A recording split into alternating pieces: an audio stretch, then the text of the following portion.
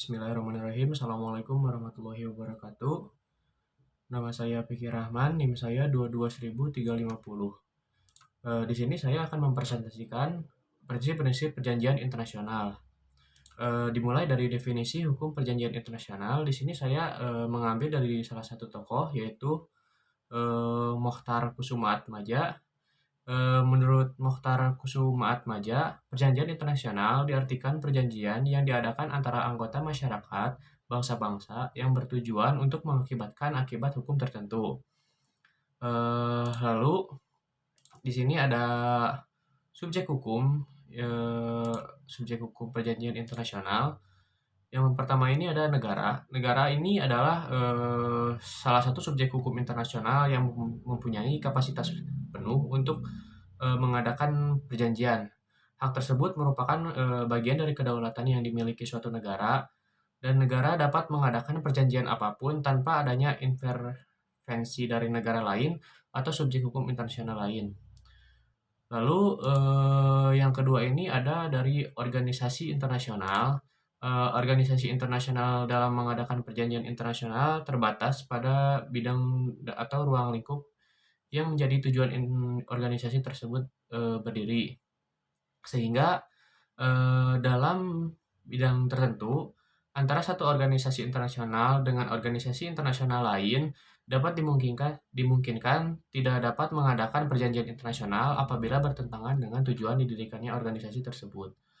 Lalu yang ketiga ini ada Tahta Suci atau Vatikan.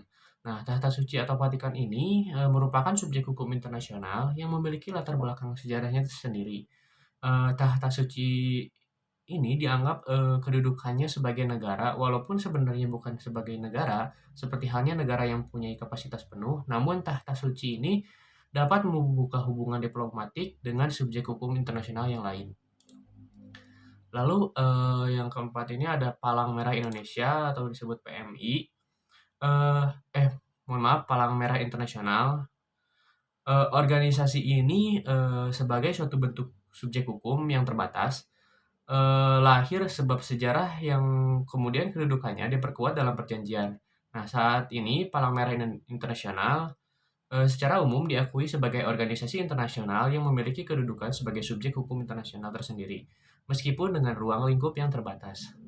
Lalu selanjutnya ada pemberontak atau belligerents. Nah, pemberontak ini dalam hukum perang menjelaskan bahwa pemberontak ini dapat memperoleh kedudukan serta hak sebagai pihak yang bersengketa pada keadaan tertentu, sehingga dimungkinkan juga pemberontak ini untuk mengadakan kesepakatan-kesepakatan dengan subjek hukum internasional yang lain. Lalu yang terakhir, yang keenam ini ada individu secara terbatas. Nah, individu ini cukup lama dianggap sebagai bagian dari subjek hukum internasional. Keberadaan individu juga telah dilegitimasi dalam perjanjian Versailles tahun 1919 yang mengakhiri Perang Dunia ke-1 antara Jerman, Inggris, dan Perancis. Dalam perjanjian Versailles ini, terdapat pasal-pasal yang memungkinkan individu untuk mengajukan perkara ke Mahkamah Arbitrase Internasional. Nah, lanjut ke prinsip hukum perjanjian internasional. Di sini prinsip hukum perjanjian internasional ini ada beberapa prinsip utama, yaitu ada yang pertama voluntary, yaitu tidak ada pihak yang dapat diikat oleh suatu treaty melalui salah satu cara yang diakui hukum internasional tanpa persetujuannya. Nah, prinsip ini juga sering disebut free consent, yang mana para pihak memiliki kebebasan untuk menyatakan kehendaknya. Pelanggaran terhadap prinsip ini dapat mengakibatkan dibatalkannya perjanjian yang bersangkutan. Lalu ada pacta sunt servanda, yaitu perjanjian mengikat seperti undang-undang bagi para pihaknya. Lalu ada good faith. Perjanjian harus dilaksanakan dengan itikat baik oleh para pihaknya. Prinsip good faith ini tidak terpisahkan dengan prinsip pacta sunt servanda, yang artinya para pihak ini harus melaksanakan ketentuan perjanjiannya sesuai dengan isi, jiwa, maksud dan tujuan perjanjian itu sendiri, dan menghormati hak-hak dan kewajiban dari masing-masing pihak maupun pihak ketiga yang mungkin diberikan hak atau kewajiban. Misalnya kalau ada dan tidak melakukan kegiatan yang menghambat usaha-usaha mencapai maksud dan tujuan perjanjian itu sendiri, baik sebelum perjanjian berlaku atau ketika para pihak dalam proses penantian atau mulai berlakunya perjanjian atau juga setelah perjanjian berlaku.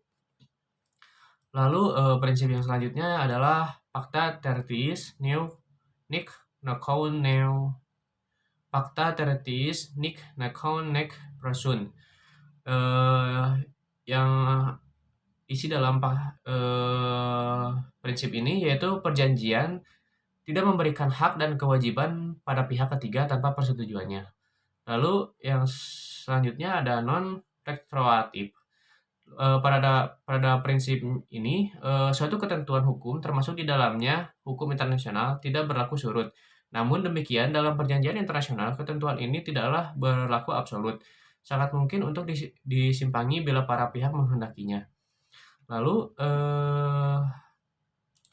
untuk prinsip yang selanjutnya ini mengikat pada seluruh masyarakat internasional. Jadi, ketika seluruh pasal dalam suatu perjanjian merupakan kodifikasi dari hukum kebiasaan internasional yang sudah berlaku pada seluruh isi perjanjian, itu akan mengikat pada seluruh masyarakat internasional, termasuk negara yang tidak meratifikasinya. Lalu, negara yang tidak meratifikasi terikat bukan karena perjanjiannya, tetapi, karena hukum kebiasaan internasional. Lalu, ada suatu perjanjian merupakan campuran antara hukum kebijakan yang sudah berlaku dengan perkembangan yang baru.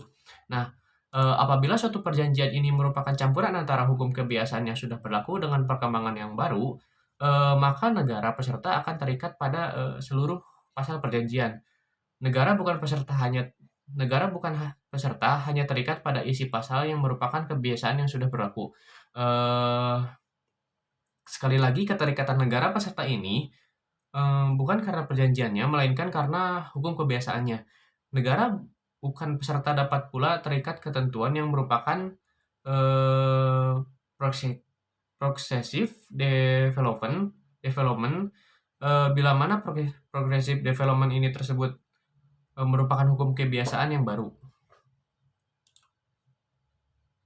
Nah, sekian, presentasi dari saya, mohon maaf bila ada kesalahan. Wassalamualaikum warahmatullahi wabarakatuh.